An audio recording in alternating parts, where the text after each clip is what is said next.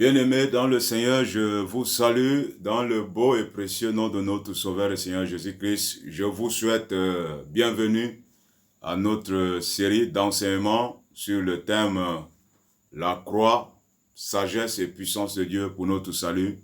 Croix, sagesse et puissance de Dieu pour notre salut.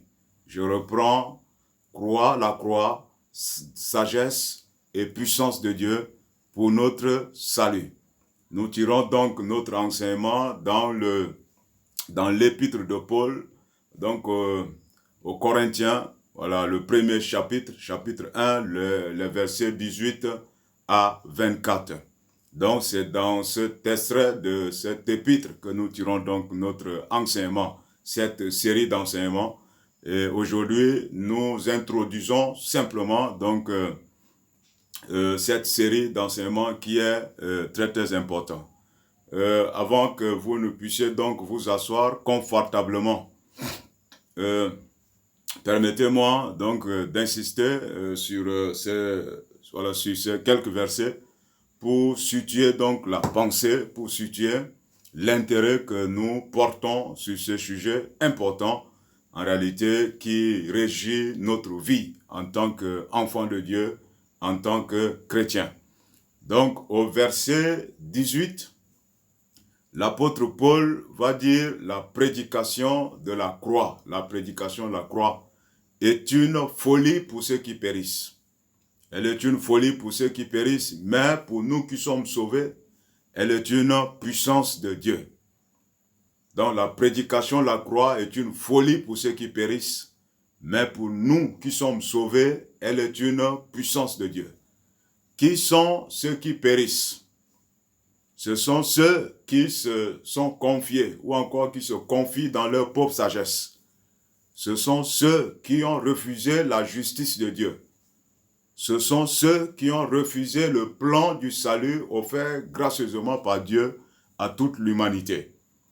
Alors ces personnes ayant rejeté la sagesse de Dieu, alors ceux-là périssent.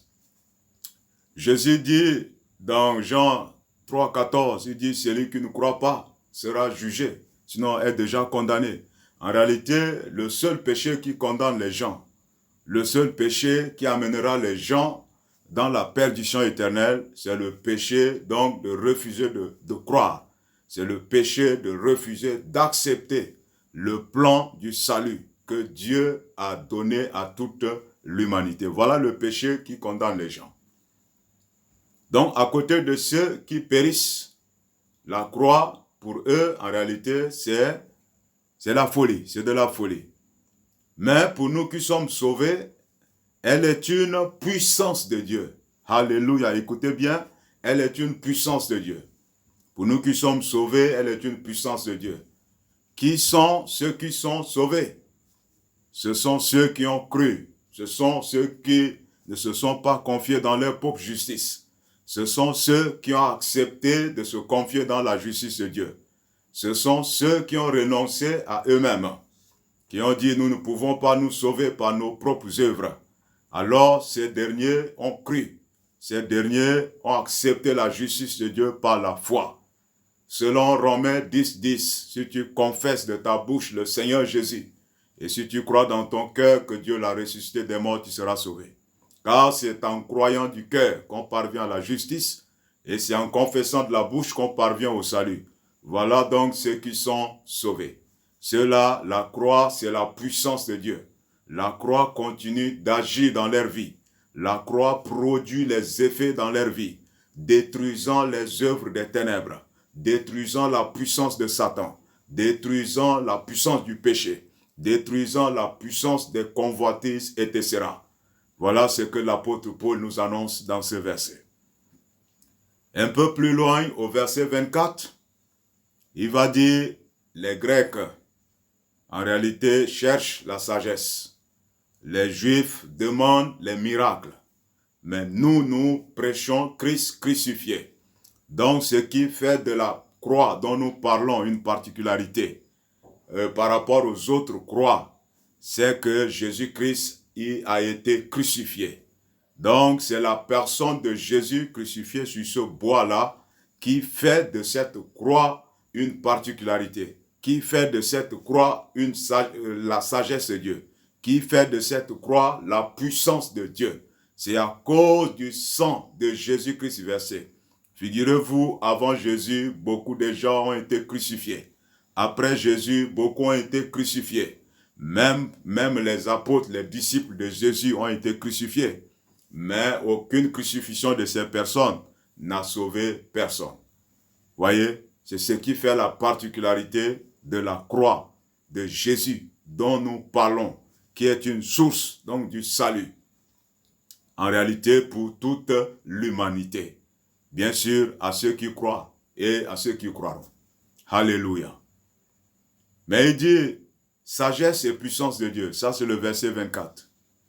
Sagesse et puissance de Dieu. Sagesse et puissance de Dieu pour ceux qui sont appelés grecs comme juifs, donc sans distinction. Pour ceux qui ont dit oui à l'appel de Dieu, pour ceux qui ont accepté l'appel de Dieu, la croix est une sagesse, la croix devient la sagesse de Dieu, la croix devient la puissance de Dieu sur leur vie. Et c'est sur ce dernier verset-là que nous tirons donc notre enseignement, notre série d'enseignements. Donc permettez-moi de reprendre encore le titre. La croix, sagesse et puissance de Dieu pour notre salut. Donc qu'est-ce que la sagesse de Dieu? La sagesse de Dieu est intimement et infiniment variée. Nous ne pouvons la définir dans toute sa profondeur en tant que l'homme. Alléluia. Mais permettez-moi simplement de dire que la sagesse, c'est la manière d'organiser, c'est la manière de planifier, c'est la manière de programmer la réalisation des événements, des circonstances dans le temps et dans l'espace. Alléluia.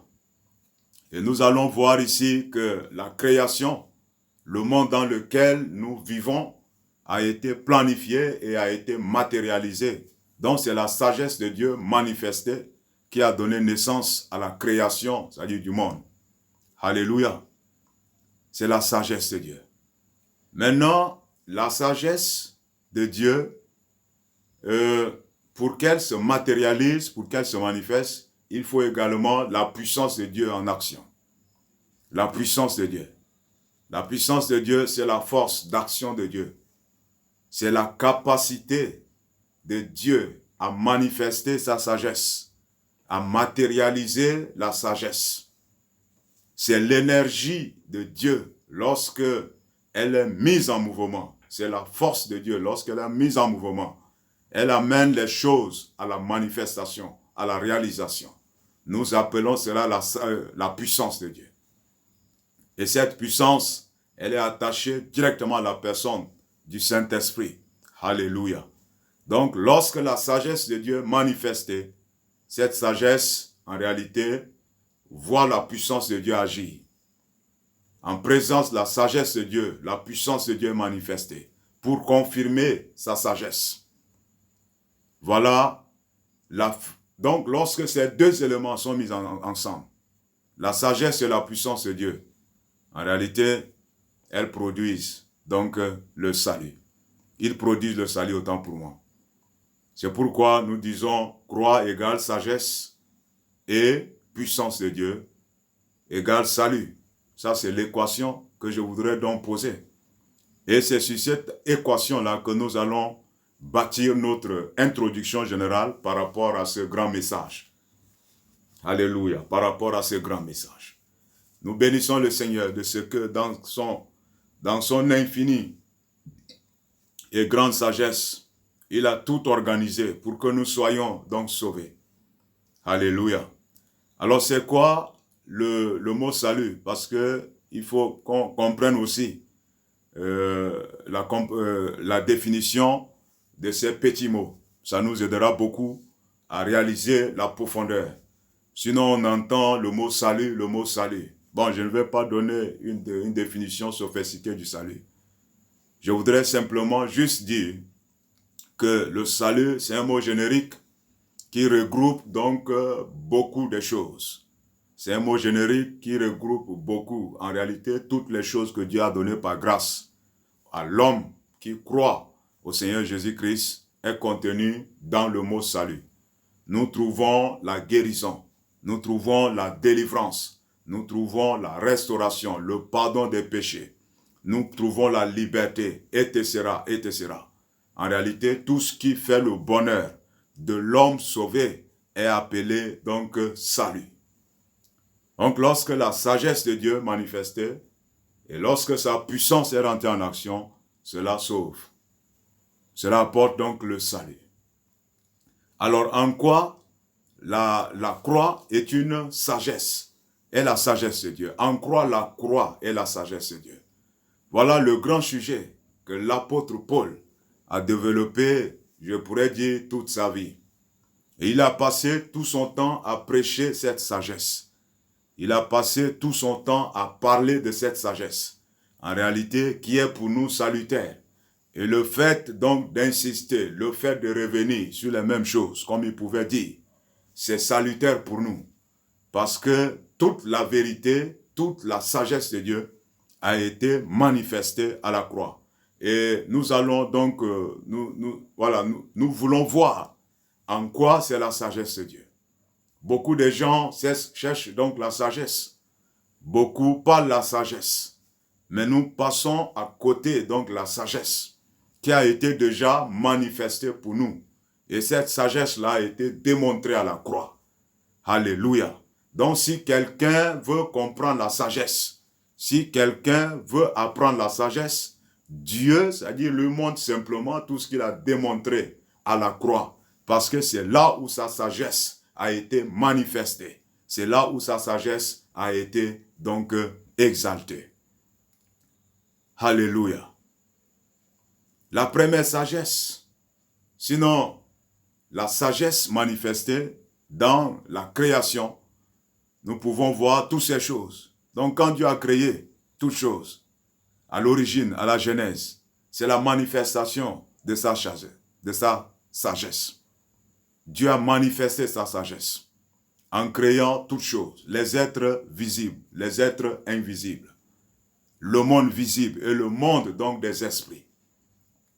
Et pour comprendre la sagesse manifestée à la croix, il faut comprendre aussi qu'est-ce qui s'est passé dans le temps et dans l'espace pour que nous parlions de cette sagesse révélée à la croix. En réalité, la première création a succombé. La première création s'est rébellée contre donc le Créateur. Et pour cela, nous allons voir donc deux faits. Le premier fait est relatif à la rébellion de l'ange. L'ange gardien chargé de la louange, chargé d'adoration. Celui qu'on appelait Lucifer, qui se tenait sur la montagne de Dieu. L'ange aux ailes déployées, qui marchait au milieu donc des pierres précieuses, qui portait l'adoration. En réalité, il était responsable d'adoration. C'est un ange qui a été élevé, un ange qui a été glorifié. Jusqu'à ce qu'un jour, l'iniquité a été retrouvée dans son cœur.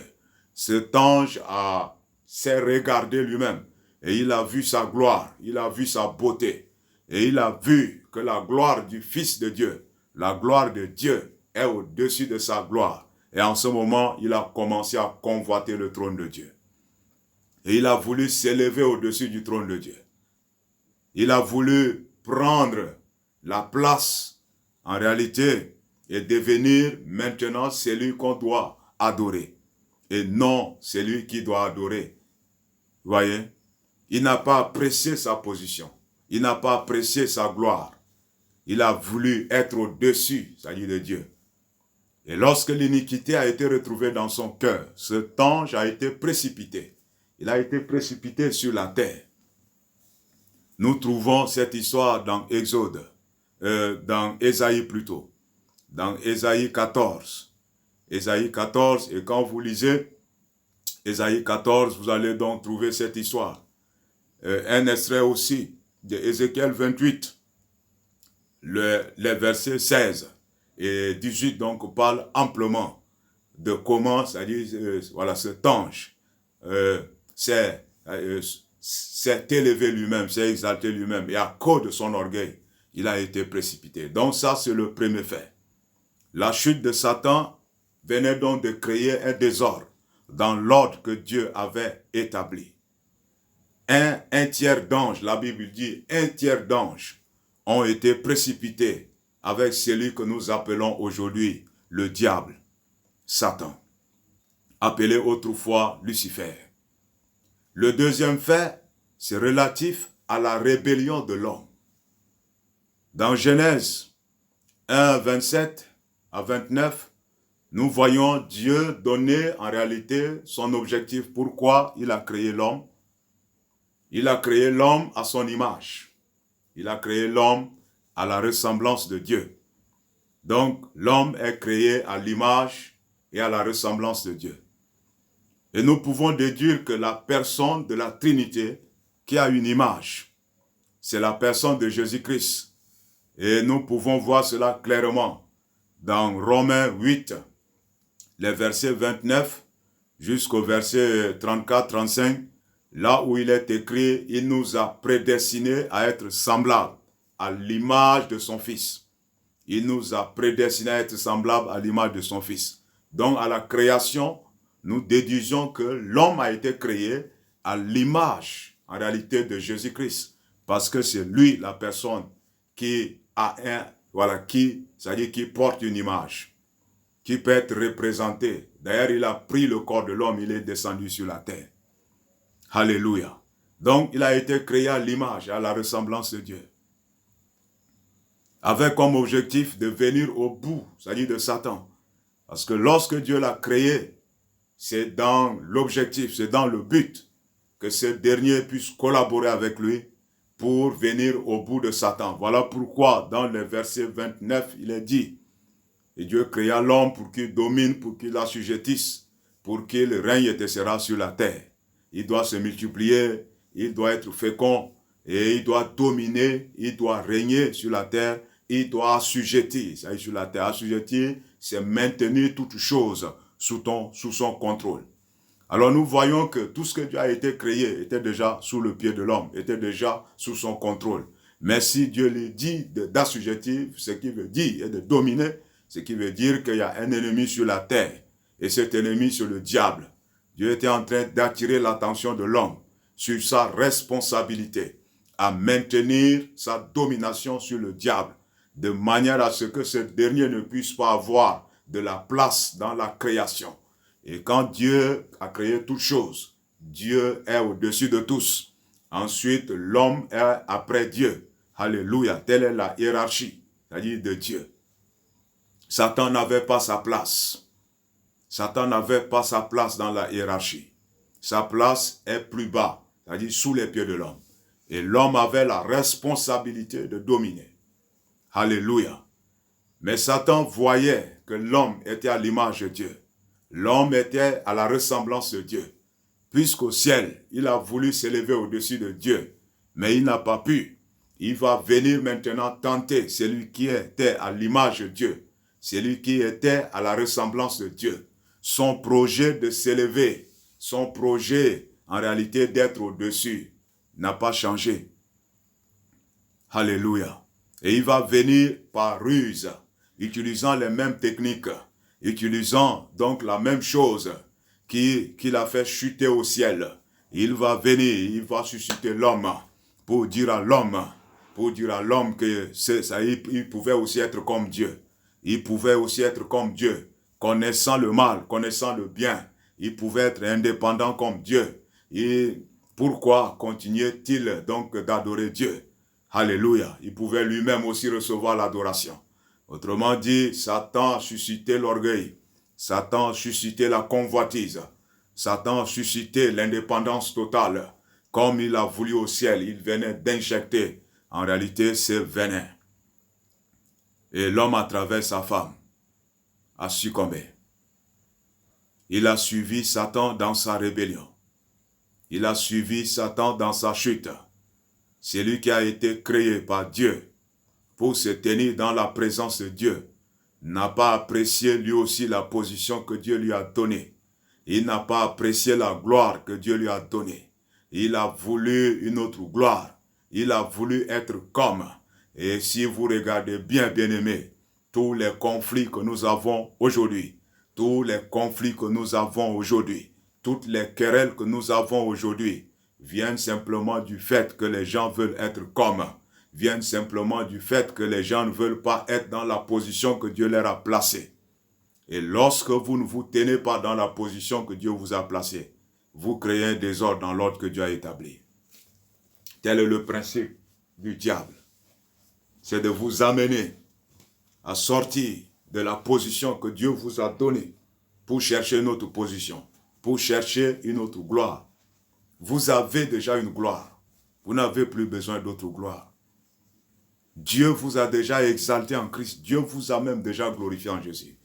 Vous qui êtes enfants de Dieu qui me suivez maintenant, vous n'avez plus besoin, c'est-à-dire de la gloire. Qui peut faire mieux votre éloge? Qui peut mieux parler de vous si ce n'est Dieu? Qui? Alors que dans Éphésiens 3, il dit qu'il a bien parlé de nous dans les lieux célestes. Il a bien parlé de nous. Le Dieu de tout l'univers a fait votre éloge. Vous n'avez plus besoin de chercher de l'éloge. Vous n'avez plus besoin de chercher l'acceptation pendant que Dieu vous a déjà accepté. Là, je parle à ceux qui sont déjà enfants de Dieu, qui ont Jésus-Christ dans leur vie. Le principe de Satan consiste à susciter en vous que vous n'appréciez pas la position que Dieu vous a donnée, que vous cherchiez une autre position. Cela vous amènera à sortir, en réalité, dans le cadre légal que Dieu a établi. Et vous exposerez dans le principe de Satan. Et lorsque l'homme est rentré, c'est-à-dire lorsque l'homme est rentré, lorsque l'homme aussi a chuté, puisqu'il était le représentant légal de toute la création, il a entraîné toute la création dans sa rébellion contre Dieu. Il a entraîné toute la création, c'est-à-dire dans la rébellion. Et il a entraîné toute la génération, tous les hommes, toutes les femmes, tous ceux qui sont nés après lui ont été impliqués en réalité dans cette rébellion. Parce que c'est lui le représentant légal. C'est lui l'autorité légale sur la terre.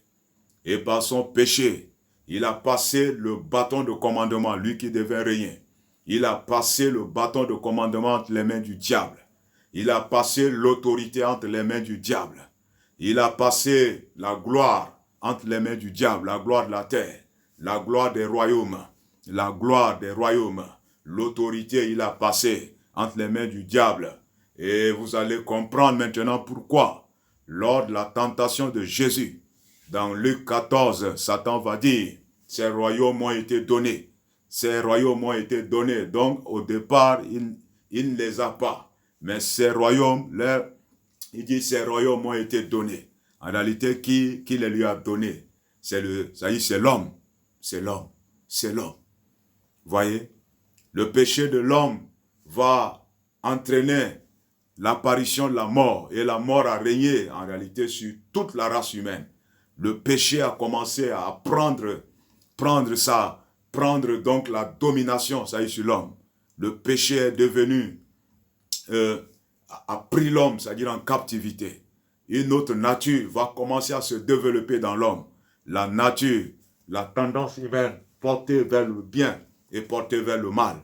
En réalité, cette nature qui était issue de la consommation de l'arbre, la connaissance du bien et du mal, appelée la chair, qui est une énergie humaine, capable de faire le bien et capable de faire le mal. Et c'est cette chair qui va donc désormais diriger l'homme.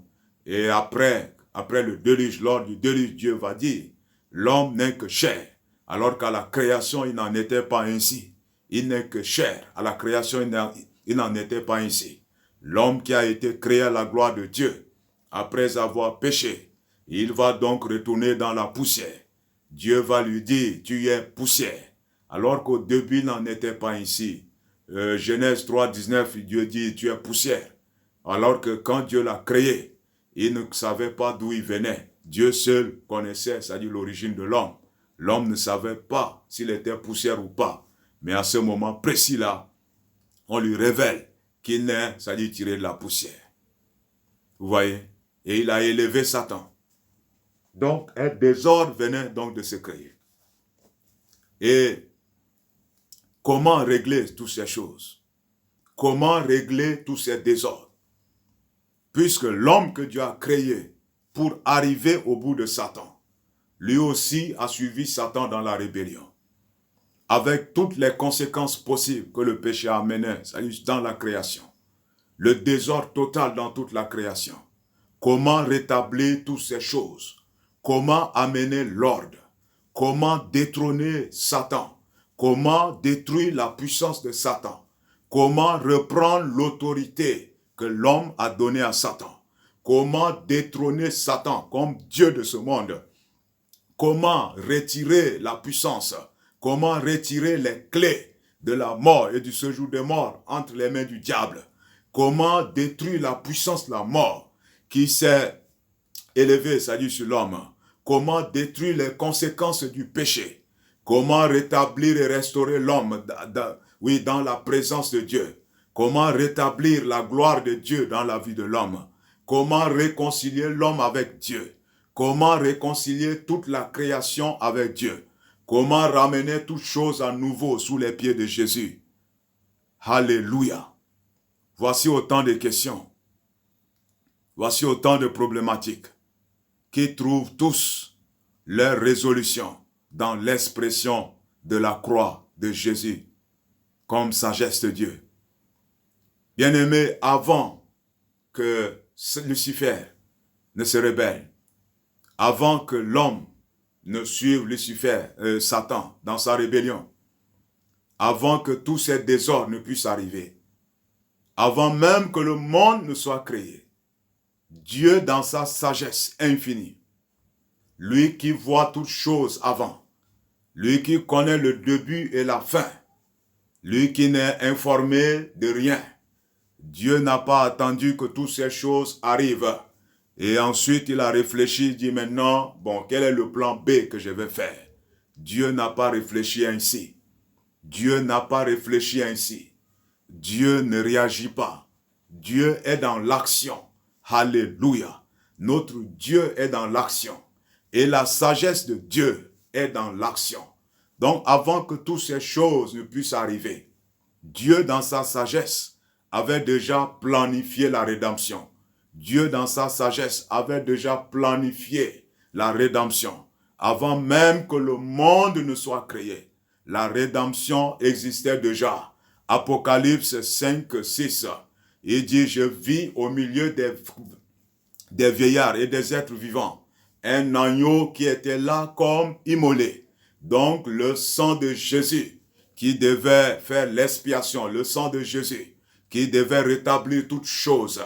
Le sang existait déjà. L'agneau était déjà là comme immolé. L'agneau était déjà là comme immolé. Avant la création de toutes choses, avant le commencement de toutes choses, l'agneau de Dieu était déjà là comme immolé. Dans sa sagesse infinie, Dieu avait déjà planifié comment régler tous ces problèmes, comment arriver au bout de Satan, comment restaurer l'homme, comment effacer le péché de l'homme, comment détruire la puissance du péché dans la vie de l'homme, comment détruire le vieil homme, cette nature satanique qui est rentrée dans l'homme par la consommation de l'arbre de la connaissance du bien et du mal, comment détruire la puissance du monde qui est rentrée dans l'homme, comment détruire les conséquences du péché, comment réconcilier l'homme et rétablir la présence de Dieu dans l'homme, comment réconcilier les hommes, séparés par les inimitiés. Dieu, dans sa sagesse, avait déjà planifié. L'agneau était déjà là comme immolé. Alléluia. Et même après que l'homme ait péché, alors que Dieu venait de donner les sentences, il va dire à Satan, puisque tu as fait cela, a dit le serpent, tu es maudit parmi toutes les bêtes de la terre. Tu ramperas sur la terre. Tu mangeras de la poussière toute ta vie. Dit, je mettrai l'inimitié entre toi et la postérité de la femme. Celle-ci t'écrasera ta tête et toi, tu le mordras au talon. Donc, dans Genèse 3,14, Genèse 3,15 plutôt, nous voyons déjà comment Dieu annonce, comment régler donc le problème. Dieu annonce déjà comment régler le problème. Donc Satan n'avait qu'un temps limité. Mais en réalité, l'homme allait prendre la revanche. L'homme allait écraser la tête de serpent. L'homme allait inverser, c'est-à-dire toute chose, la postérité de la femme, l'agneau de Dieu qui a été annoncé dans Genèse. Alléluia, Dieu venait donc de révéler cela. Dans Apocalypse plutôt, Dieu venait de réconcilier cela. Dans Genèse 3:15. Alléluia. Et plus tard, nous voyons aussi comment Dieu a pu couvrir Adam et Ève après que ces derniers fouillaient, après qu'ils étaient nus et qu'ils ne pouvaient pas supporter. Dieu avait tué un agneau et il les a couverts avec son sang. Nous voyons déjà comment Dieu annonce la rédemption.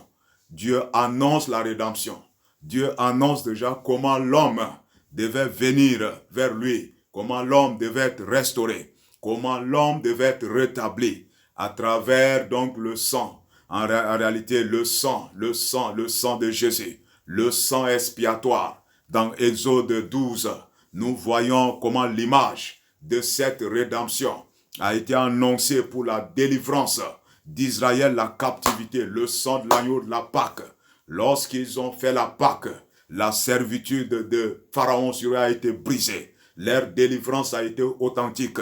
Ils étaient sortis ce jour, après 430 ans d'esclavage. Dieu annonce déjà, et dans ce texte de Genèse 12, ce n'est qu'une image, mais la réalité allait donc se manifester plus tard. Nous voyons encore dans Lévitique, quand vous lisez tout Lévitique, tous les sacrifices axés sur le sang d'un animal, pour l'expiation des péchés, pour la restauration, pour demander pardon. En réalité, Dieu montre déjà comment il est en train de restaurer sa présence au milieu des hommes, comment il est en train de restaurer la présence de l'homme dans sa présence. Alléluia. Comment le sang des animaux faisait l'expiation de manière à ce que Dieu continue toujours d'être favorable envers Israël. Ce ne sont que des images. Et lorsque nous venons encore dans Nombre 21, dans Nombre 21, 6 à 9, les enfants d'Israël avaient murmuré. Ils avaient péché contre Dieu. Et il a envoyé les serpents brûlants. Les serpents brûlants avaient mordu les gars. Les gens mouraient. Et dans cette situation, ils ont crié à Moïse. Nous avons péché contre Dieu. Nous avons fait ce qui est mal. Et Dieu va donner ici une image encore de la rédemption. Une image de la rédemption. Il va dire à Moïse d'élever le serpent d'airain sur une perche. Quiconque aura été mordu par un serpent et qui lève les yeux vers le serpent d'airain qui est suspendu sur la perche conserva la vie. Alléluia. Oh. Et nous voyons Jésus annoncer cela dans Jean 3,14. Il dit comme Moïse éleva le serpent d'airain, il a fallu que le Fils de l'homme soit élevé dans le même but. Donc Dieu révèle, Dieu est en train de révéler la manifestation de sa sagesse. Comment régler les situations du péché? Comment régler les situations de la désobéissance? Comment rétablir, ça dit toutes choses. Dans ces versets, ce ne sont que des images. La réalité, en réalité de toutes ces choses, a été manifestée dans la personne de Jésus-Christ. Bien-aimés, permettez-moi de faire une pause. Je vais dire quelque chose sur ces derniers versets. C'est une chose, ça dit de péché. Le péché est mauvais, c'est vrai. Le péché cause trop de dégâts. Le péché peut vous faire perdre votre gloire. Le péché vous éloigne, ça dit de Dieu. Même si Dieu s'approche de vous, vous allez fuir. C'est ce que le péché fait. Voyez, Adam fuyait la présence de Dieu. Dieu s'approchait, mais Adam fuyait. Parce que la présence de Dieu n'est pas compatible avec le péché. La présence de Dieu n'est pas compatible avec le péché.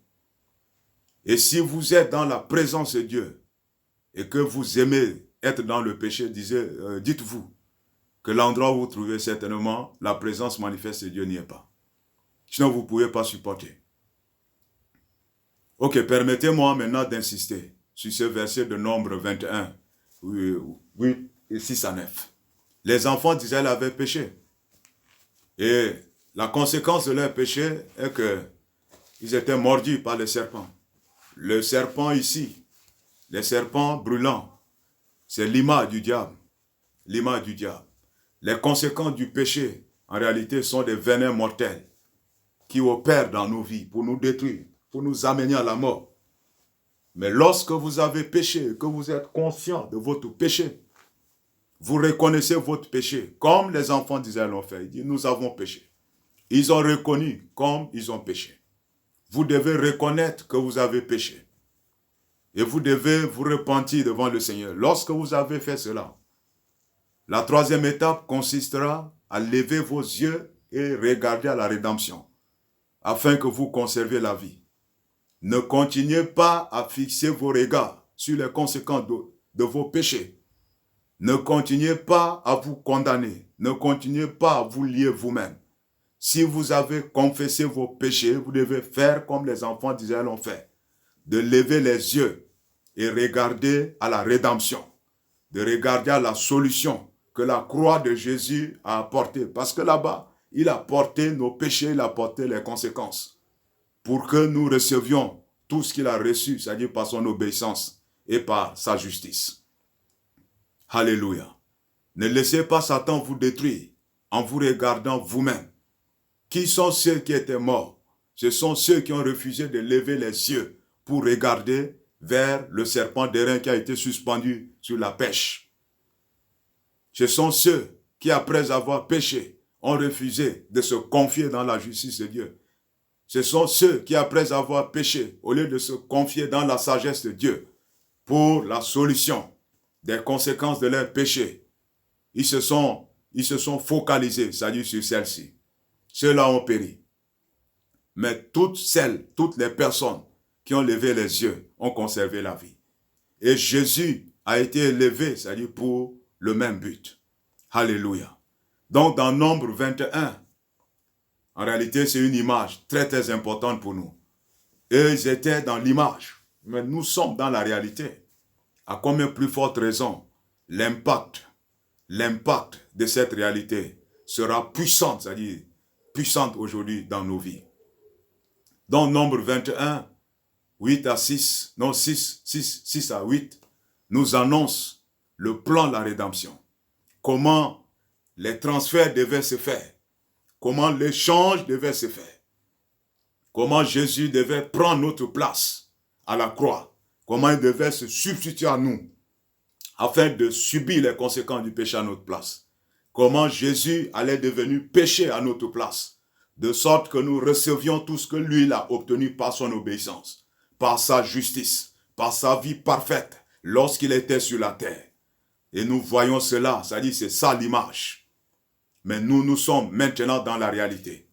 Et à ce moment, Dieu était en train d'annoncer, c'est-à-dire sa sagesse, pour régler les problèmes du péché et venir également à bout, c'est-à-dire de Satan. Alléluia. Bien-aimés, il y a beaucoup d'images dans l'Ancien Testament. Et si nous prenons Ésaïe 53, cela dévoile ici la démonstration de la sagesse de Dieu. Ésaïe 53, qui a cru à ce qui nous était annoncé, qui a reconnu le bras de l'Éternel. Et il s'est élevé devant lui comme une faible plante, comme un rejeton qui sort d'une terre desséchée. Il n'avait ni beauté ni éclat pour attirer nos regards. Il n'avait rien à nous plaire. Méprisé des hommes, méprisé et abandonné des hommes, homme de douleur habitué à la souffrance. Nous l'avons considéré comme puni, frappé, puni de Dieu. Pourtant, ce sont nos péchés qu'il a portés. Pourtant, ce sont nos péchés qu'il a portés. Pourtant, ce sont nos souffrances qu'il a portées. C'est de nos douleurs qu'il s'est chargé. Et nous l'avons considéré comme puni, frappé de Dieu. Mais il était blessé pour nos péchés, brisé pour nos iniquités. Le châtiment qui nous donne la paix est tombé sur lui. Et c'est par ses maîtrissures que nous sommes guéris. Nous étions tous comme des brebis errants. Chacun suivait sa propre voie. Et l'Éternel a fait retomber sur lui l'iniquité de nous tous. Il a été maltraité, il a été opprimé. Comme un agneau, comme un à la boucherie, il n'a point ouvert la bouche. Comme une brebis devant ceux qui l'attendent. Alléluia. Il a été enlevé par l'angoisse. il a été enlevé par la souffrance. Parmi ceux de sa génération qui a cru qu'il était retranché de la terre des vivants. Oh, parce qu'il a porté les péchés de mon peuple. On a mis son sépulcre parmi les méchants. Sa tombe avec le riche. Quoi qu'il n'y ait point de violence en lui. Quoi qu'il n'y ait point de fraude saillie dans sa bouche. Il a plu à l'Éternel de le briser par la souffrance. Alléluia. Il a plu à l'Éternel de le briser par la souffrance. Parce qu'il s'est livré. Parce qu'il s'est livré en sacrifice pour les péchés. Il s'est livré en sacrifice pour les péchés. Alléluia. Et dans ce texte-là, Dieu révèle, avec sa sagesse, comment il allait régler les problèmes de nos péchés. Comment il allait s'en charger des conséquences de nos péchés, de manière à nous justifier, de manière à nous délivrer, de manière à nous restaurer, de manière à nous ramener dans sa présence. Et c'est lui l'agneau de Dieu de l'Apocalypse 5, 6 qui a été révélé. C'est Jésus. Et plus tard, alléluia, plus tard, Jésus a pris donc la forme d'un homme. Et Philippiens 2, en réalité, il n'a pas regardé à sa gloire, il n'a pas regardé à son honneur, il s'est dépouillé lui-même, il s'est dépouillé de tous ses privilèges divins. Il a accepté de naître, comme homme, il a accepté de naître comme homme. Lorsque Dieu a libéré sa parole, et lorsque la puissance du Saint-Esprit est rentrée en action, Jésus a été conçu, et il a été porté donc par Marie. Il a été donc porté par Marie. Mais sa sémence, c'est une sémence incorruptible.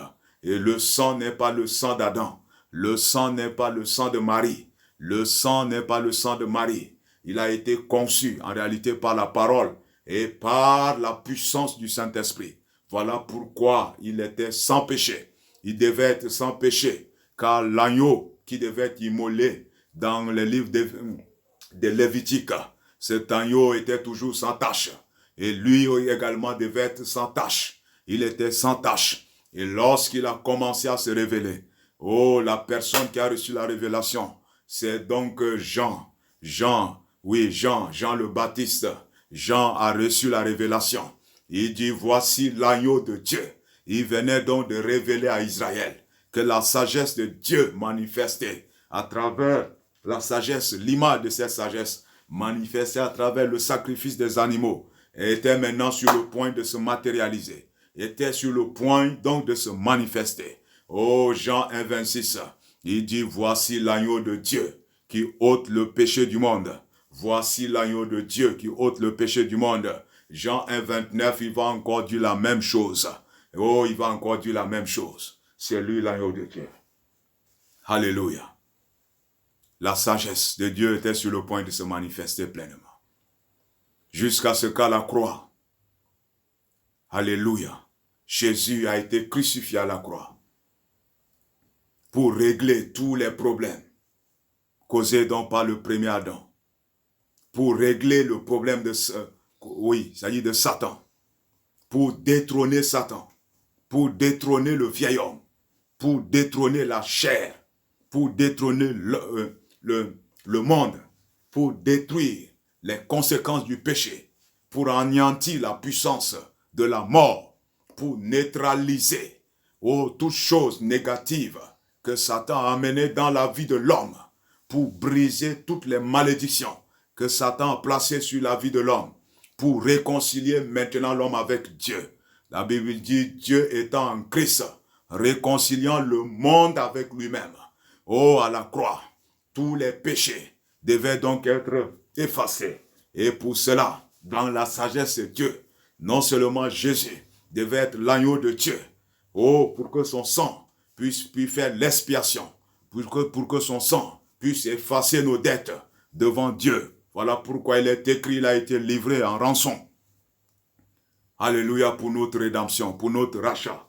Ensuite, lui qui était l'agneau sans tache, devra donc porter les péchés. Il devait porter les péchés de manière à ce que la justice de Dieu soit accomplie, de manière à ce que nos péchés soient jugés, condamnés et détruits, de manière à ce que toutes les conséquences de nos péchés puissent donc passer sur lui. Et nous voyons cette image, l'image qui a été présentée dans Lévitique 16, où les deux agneaux étaient présentés par le souverain sacrificateur. L'un devrait servir donc pour l'expiation, pour le pardon des péchés. Et l'autre agneau vivant, celui-là, le souverain sacrificateur, posait donc sa main sur cet agneau. Et il confessait tous les péchés d'Israël sur cet agneau vivant. Et il devra ensuite être chassé dans le désert pour qu'il puisse emporter donc toutes les conséquences et les malédictions attachées à ces péchés, loin dans le désert, pour emporter leurs conséquences loin. C'est ce que Jésus a fait. C'est ce que Jésus a fait à la croix, lorsqu'il était devenu donc péché. Alléluia. Lorsqu'il était devenu péché, il a pris sur lui les conséquences de nos péchés. Il a pris donc sur lui la pauvreté. Il a pris sur lui la maladie. Il a pris sur lui les malédictions. Il a pris sur lui toutes les conséquences du péché. Et il les a emportées dans les profondeurs de l'enfer. C'est la sagesse de Dieu. La croix est la sagesse de Dieu. Alléluia. Et lorsque cette croix est prêchée, lorsque cette croix est présentée, lorsque cette sagesse est prêchée, alléluia, elle libère la puissance de Dieu. Mais toute cette sagesse a été cachée par Dieu. Dieu, dans sa sagesse, a caché cette grande sagesse aux sages. Parce que s'ils l'ont su, Jésus n'allait pas être crucifié. Si Satan avait su que la crucifixion de Jésus, c'est pour son détrônement. Si Satan avait su que la crucifixion de Jésus, c'est pour relever l'homme. Si Satan avait su que la crucifixion de Jésus, c'est pour détruire les puissances du péché, il n'allait pas inciter les gens. Il n'allait pas inciter les gens à crucifier Jésus. Lorsqu'il s'était rendu compte, c'était déjà trop tard. Il venait donc de commettre une grande erreur. Il venait de commettre une grande erreur. Dieu s'est rendu faible et dans sa faiblesse, il a détruit la puissance de Satan. Alléluia. Voici la démonstration de la sagesse de Dieu. Et c'est cette sagesse que nous prêchons. Et si nous prêchons cette sagesse, si nous marchons dans cette sagesse, si nous enseignons cette sagesse, la puissance de Dieu sera toujours là pour libérer les vies, pour délivrer les vies, pour guérir, pour restaurer, pour rétablir, pour ramener les hommes à Dieu. Et c'est cette sagesse que l'apôtre Paul a prêché toute sa vie. 1 Corinthiens 2, 7, 8, il dit, nous prêchons cette sagesse mystérieuse et cachée. Donc Dieu avait caché cela aux sages. Mais à nous, il nous a révélé par son esprit. Il nous a fait grâce de connaître les mystères du royaume. Il nous a révélé cette sagesse par son esprit. Dans Matthieu 11, 13, il dit, il vous a fait grâce de connaître les mystères du royaume. Dans Éphésiens 1, 7, il dit, Dieu a répandu sa grâce sur nous, nous faisant connaître le mystère de sa volonté. C'est ça le mystère de la... Oui, c'est ça, le mystère de la croix. C'est le mystère de la volonté de Dieu. Et Dieu nous a fait grâce de comprendre cela. Bien-aimé, Dieu a pourvu déjà un moyen pour régler tous les problèmes. C'est à la croix. Nous ne pouvons pas régler tous les problèmes. Tout ce qui est né après la chute ne peut être réglé en dehors de la croix. Si vous réglez les choses en dehors de la croix, vous perdez votre temps. Si vous voulez détrôner Satan en dehors de la croix, vous perdez votre temps. Si vous voulez vaincre le péché en dehors de la croix, vous perdez votre temps. Si vous voulez traiter les conséquences du péché en dehors de la croix, vous perdez votre temps. Cela revient à marcher selon la sagesse des hommes. Cela revient à marcher selon la sagesse, selon le monde. Cela revient à marcher, et même selon la sagesse diabolique, parce que toute sagesse qui ne tire pas son origine en Dieu est une sagesse satanique. Et cette sagesse-là ne manifeste pas la puissance de Dieu. Mais lorsque nous marchons dans la sagesse de Dieu, elle libère la puissance de Dieu. Elle libère la puissance de Dieu. Elle libère la puissance de Dieu. Elle libère la puissance de Dieu. Bien-aimés, revenons et marchons dans la sagesse de Dieu. Église de Jésus-Christ, reviens et marche dans la sagesse de Dieu. Enseignons la sagesse de Dieu. N'amenons pas la sagesse du monde à l'église. Ne prêchons pas la sagesse du monde. Nous avons notre sagesse, la sagesse de Dieu manifestée. Dieu a pourvu un moyen pour régler nos problèmes. Comme nous avons vu dans Nombre 21, 6 à 8, ceux qui ont péri, ce sont ceux qui ont refusé la sagesse de Dieu. Ceux qui ont été privés de la puissance de Dieu pour leur salut, pour leur délivrance, ce sont ceux qui ont refusé de se confier dans la sagesse de Dieu. Je vous exhorte de vous confier dans la sagesse de Dieu. Renoncez à toute autre sagesse. Renoncez à toute autre sagesse. Confions-nous dans la sagesse de Dieu. Dieu a déjà pourvu un moyen. Si vous êtes rongé par la maladie, la croix a été le lieu où la maladie a été brisée. Confiez-vous dans la sagesse de Dieu selon laquelle, par ses maîtresses, nous avons été guéris. C'est toujours la croix. Si vous êtes harcelé par les puissances démoniaques, confiez-vous dans la sagesse de Dieu. À la croix, il a dépouillé les principautés, il a dépouillé les dominations. Il les a livrés publiquement en spectacle, en triomphant d'elles par la croix. Et lorsque vous confiez dans cette sagesse, en la confessant par votre bouche, vous verrez que toute puissance démoniaque sur votre vie sera brisée et vous serez libérés. Confions-nous dans la sagesse de Dieu. Si c'est le péché, sachez qu'à la croix, la puissance du péché a été brisée. Il a brisé le vieil homme. Il a crucifié la chair. Confiez-vous dans la sagesse de Dieu. Bien-aimés, lorsque Dieu manifeste sa sagesse, il nous faut maintenant la foi. En présence de la sagesse de Dieu, nous avons besoin simplement de recevoir la sagesse par la foi. Et lorsque la sagesse rencontre la foi d'un homme, cette sagesse manifeste la puissance. À ce moment, elle devient maintenant puissance de Dieu. Donc, en présence de votre foi, lorsque vous croyez, c'est en ce moment que la puissance est relâchée. La puissance contenue dans la croix est relâchée. Parce que pour détrôner Satan, il a fallu la manifestation de la puissance de Dieu. Pour briser la puissance de la mort, il a fallu la puissance de Dieu. Pour briser la puissance de la maladie, il a fallu la puissance de Dieu. Pour briser la malédiction, il a fallu la puissance de Dieu. Pour briser le joug de la servitude satanique, il a fallu la puissance de Dieu. Pour briser, en réalité, toute chose qui a séparé l'homme de Dieu, il a fallu la manifestation de la puissance de Dieu. Donc la puissance était venue pour manifester maintenant la sagesse, pour rendre la sagesse visible, pour rendre la sagesse avec des effets tangibles. Et lorsque la sagesse de Dieu rencontre votre foi, comme vous nous suivez maintenant, la puissance de Dieu est relâchée sur vos vies, quelle que soit l'oppression satanique, quelle que soit l'oppression démoniaque, quels que soient les harcèlements sataniques, quel que soit le niveau de la maladie dans laquelle vous vous trouvez, que ce soit le cancer, que ce soit le diabète, que ce soit le sida, que ce soit le coronavirus, que ce soit n'importe quelle maladie, quel que soit ce qui a un nom, qui a été amené après la chute, cette chose est brisée dans vos vies. Alors que nous prêchons cette sagesse et que vous dites amen à cette sagesse, la puissance de Dieu rentre en action pour briser, ça y est toujours satanique sur vos vies. Bien-aimés, marchons dans la sagesse de Dieu. Croyons la sagesse de Dieu. Confions-nous dans la sagesse de Dieu. Et nous verrons donc la puissance de Dieu manifestée dans nos vies. Donc la croix, c'est la sagesse et la puissance de Dieu pour notre salut. La croix, c'est la sagesse et la puissance de Dieu pour briser la puissance de Satan. La croix est la sagesse et la puissance de Dieu pour briser la puissance de la mort. La croix est la sagesse et la puissance de Dieu pour briser la puissance de toute maladie et toute infirmité. La croix est la sagesse et la puissance de Dieu pour briser la puissance de toute malédiction. La croix est la puissance et la sagesse de Dieu pour mettre fin et briser toute forme de servitude et de joug satanique. La croix est la sagesse et la puissance de Dieu pour briser toute hérédité maléfique.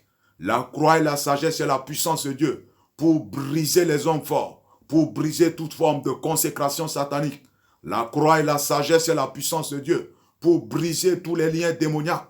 La croix est la sagesse et la puissance de Dieu pour vous rétablir dans la présence de Dieu, pour vous relever de votre chute, pour vous relever de votre chute, pour détruire la puissance du péché dans votre vie, pour briser cette addiction, pour briser, oui, cette addiction, pour briser cette dépendance des médicaments. La croix et la sagesse et la puissance de Dieu pour régler tout ce que le péché a amené.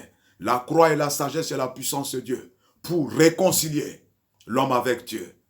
Et toi, femme qui est en train de m'écouter maintenant, ta fille est partie de la maison. Proclame la puissance de la croix. Dis, je déclare la puissance de la croix pour sa réconciliation avec Dieu. Proclamez la puissance de la croix pour réconcilier chaque membre de votre famille qui est parti. Vous allez voir le miracle de Dieu. Bien-aimés, tel est ce message de l'introduction pour cette série d'enseignements. Pour cette série d'enseignements. Alléluia. Alléluia. Et toutes ces sagesses démontrées, nous allons donc les décortiquer une à une. Oui, dans les messages suivants. Bien-aimés, avez-vous reçu Jésus dans votre vie comme votre Sauveur et Seigneur? Sinon, je vais prier pour vous.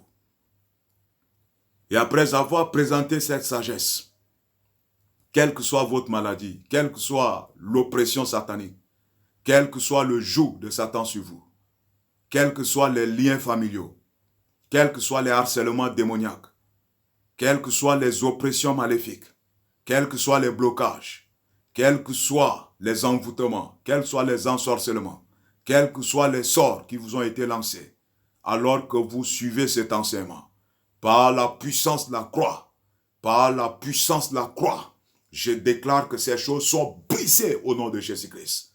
Je déclare que ces jougs sont brisés au nom de Jésus. Je déclare que ces chaînes sont brisées au nom de Jésus. Je déclare que toute oppression satanique sur vos vies sont brisées au nom de Jésus.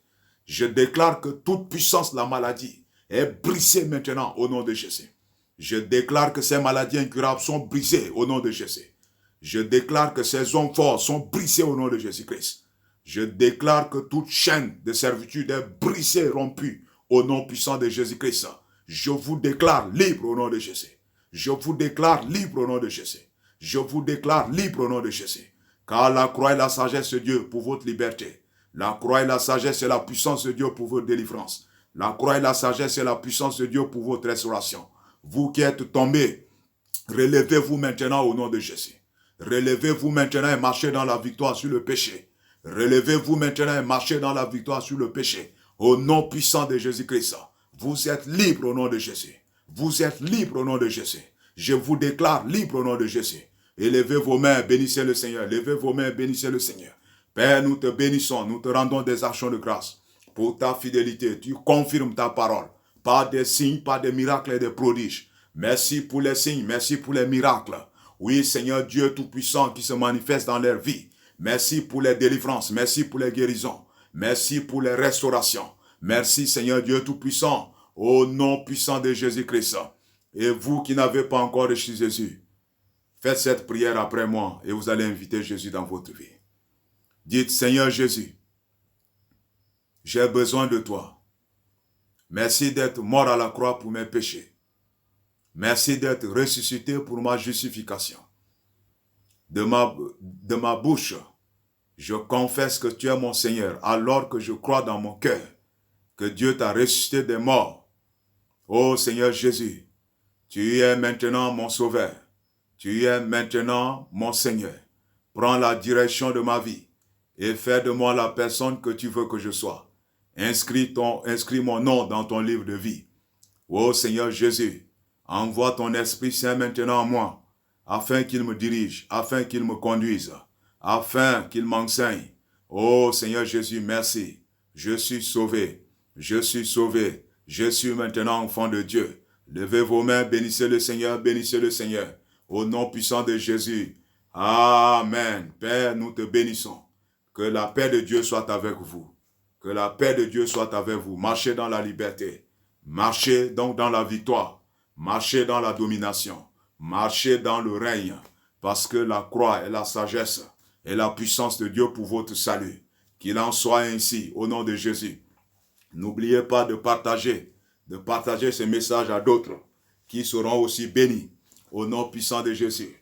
Donc, nous aurons la suite de ces enseignements dans les jours suivants.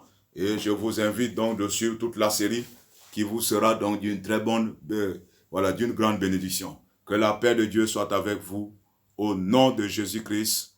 Amen. Amen.